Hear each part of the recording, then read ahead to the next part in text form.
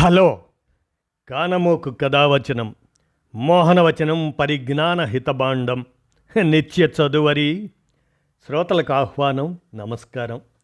చదవదగునెవరు రాసిన తదుపరి చదివిన వెంటనే మరువక పలువురికి వినిపింపబూనిన అది ఏ పరిజ్ఞాన హితబాండమవు పో మహిళ మోహనవచనమై విరాజిల్లు.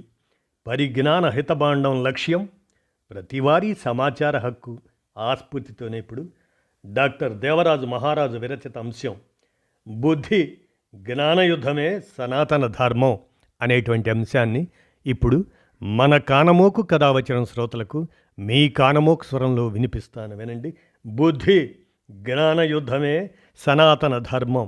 ఇక వినండి. యుద్ధం అస్త్రశస్త్రాలతో కాదు, శాస్త్రాలతో చెయ్యండి. ఏ విషయాలనైతే మనం నిజం కావాలనుకుంటున్నామో ఆ విషయాల్ని నమ్మే ముందు మనం కొంత జాగరూకతతో ఉండాలి. నిన్ను నువ్వు మోసం చేసుకున్నంతగా వేరెవరు నిన్ను మోసం చెయ్యలేరు అని నోబెల్ గ్రహీత అమెరికా భౌతిక శాస్త్రవేత్త రిచర్డ్ ఫెన్మెన్ పేర్కొన్నారు. భారతదేశంలో బౌద్ధ సంస్కృతి ఉందని తవ్వకాల చరిత్ర చెబుతుంది. తవ్వకాల ద్వారా భూగర్భంలో లెక్కలేనన్ని ఆధారాలు దొరికాయి. కానీ బ్రాహ్మణ వైదిక సంస్కృతి చరిత్ర ఇప్పటి వరకు ఏ తవ్వకాల్లో బయటపడింది? బుద్ధుడి ఆనవాళ్లు లేనన్ని దొరికాయి, లెక్కలేనని దొరికాయి, దొరుకుతున్నాయి కూడా. ఇతర వైదిక దేవీ దేవతల ఆనవాళ్లు ఎక్కడ దొరికాయి? కల్పిత కథల్ని వాస్తవాలతో ఎందుకు ముడిపెడతారు?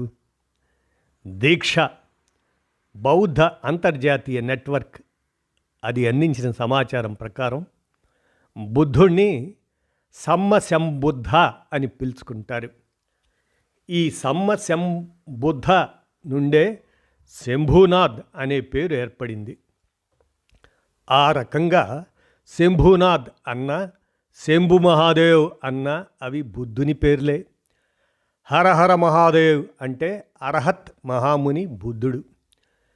శమభో మతలబ్ శివేహా, బాలకీ శంభో మతలబ్ సమ్మ సమ బుద్ధ తథాగత బుద్ధే.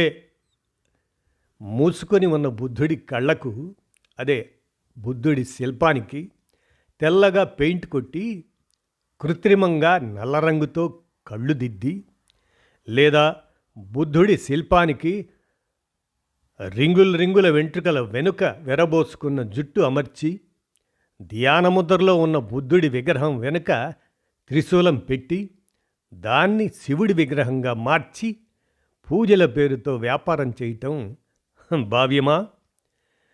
బుద్ధుడి త్రిశరణాలకు సంబంధించి బౌద్ధంలో ఒక సంకేతం, అదే గుర్తుంది. దాన్నే కొంచెం పెద్దగా చేసి త్రిశూలం చేయడం, ఆ త్రిశరణాల గుర్తునే ఒకవైపు తిప్పి దాన్నే వైదిక మతస్థులు ఓం గుర్తుగా మార్చుకోవటం న్యాయమా? భారతదేశ చరిత్రలో అత్యంత శక్తివంతులు నాగులు. నాగులంటే నాగుపాములని కాదు, అది ఒక తెగ. దేశంలో చాలా చోట్ల ఆ తెగ వ్యాపించి ఉండేది. నాగులను జయించలేని ఆర్యులు నాగులతో సఖ్యత పాటించి సంధి చేసుకున్నారు.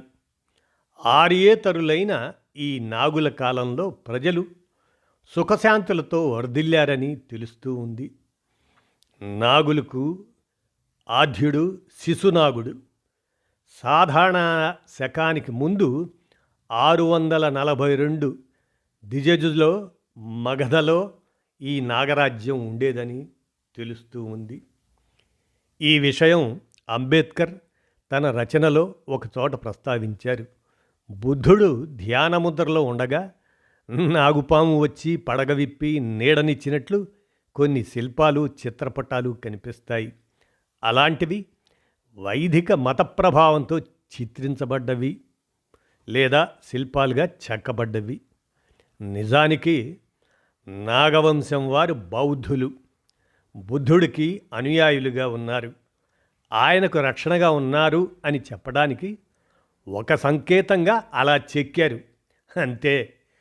నాగుల జనాభా అధిక సంఖ్యలో ఉన్న ప్రాంతాలన్నీ వారి నాగ పేరుతోనే ఇప్పటికీ వాడుకలో ఉన్నాయి.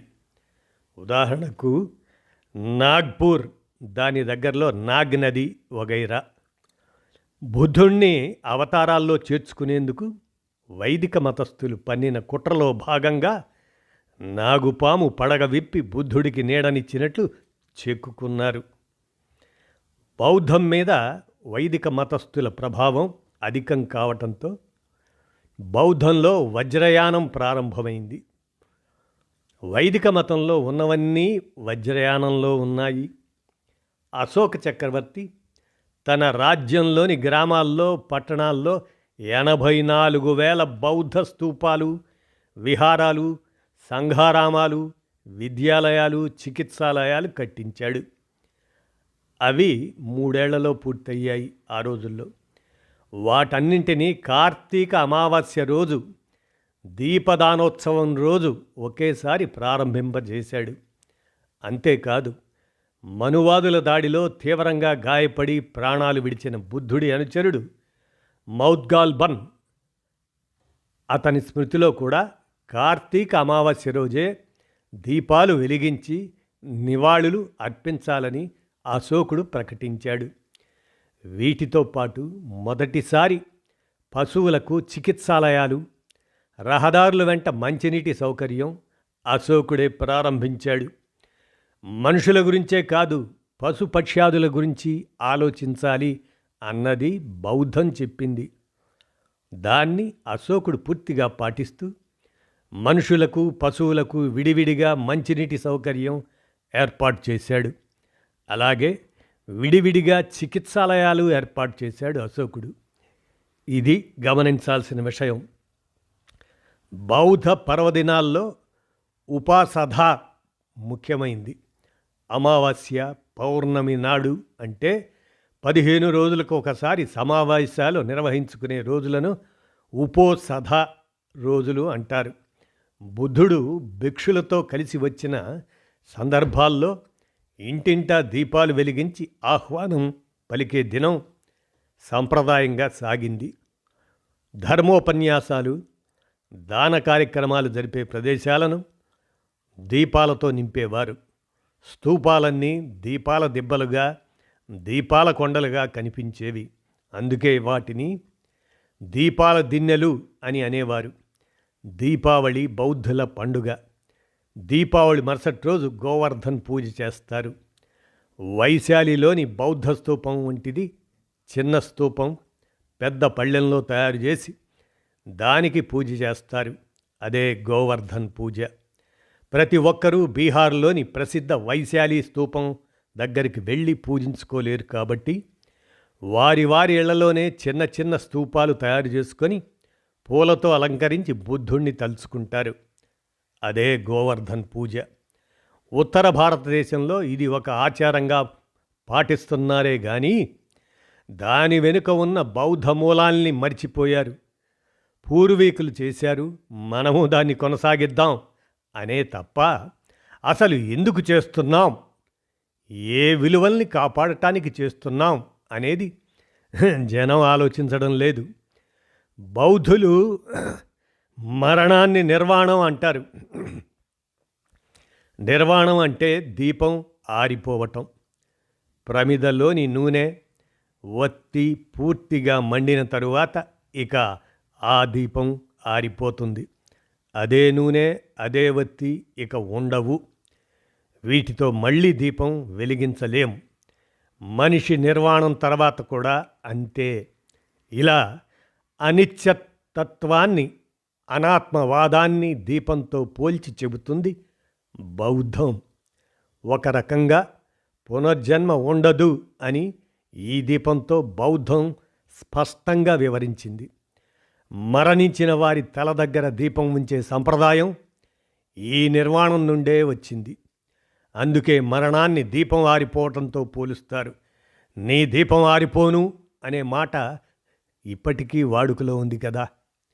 నమస్తే, నమస్కారం అనే మాటలు పాలీ భాష నుండి వచ్చాయి, సంస్కృతం నుండి కాదు. Doctor B R Ambedkar Pali English dictionary తయారు చేశారు. ఆయన రచనల్లో 16 సంపుటి పేజీ నంబర్ 217లో ఈ విషయం చూడవచ్చు. నమస్సా, నమస్సి, నమతి అనే పాలీ భాష పదాల నుండి మనం ఇప్పటి నమస్కారం, నమస్తే, నమస్కార్ వంటి మాటలు తీసుకున్నాం. నమస్తి అంటే to pay attention, to honour, to worship అని అర్థం.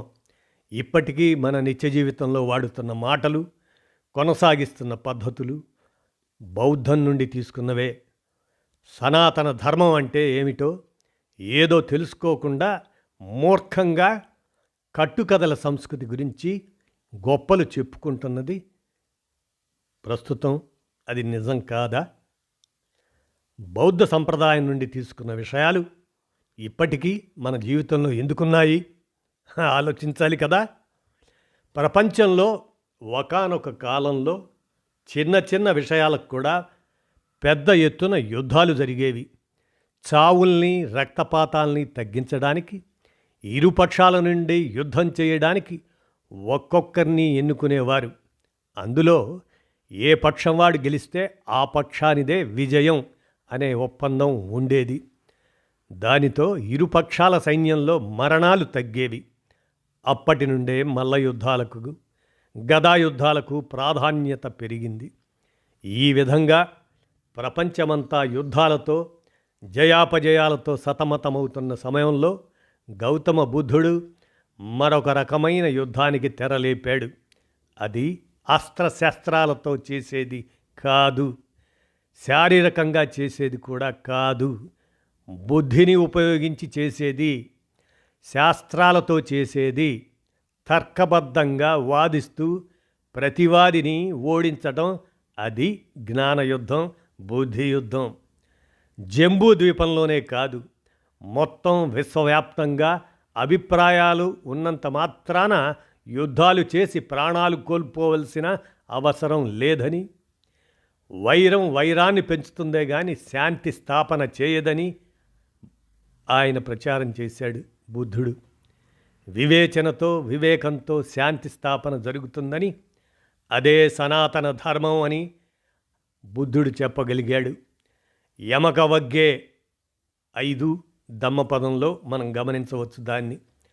బుద్ధుడి ఆలోచనా విధానంతో ప్రభావితులై ఎంతోమంది తత్వవేత్తలు, మేధావులు తయారయ్యారు. కార్ల్ మార్క్స్ ఆ కోవకి చెందినవాడే.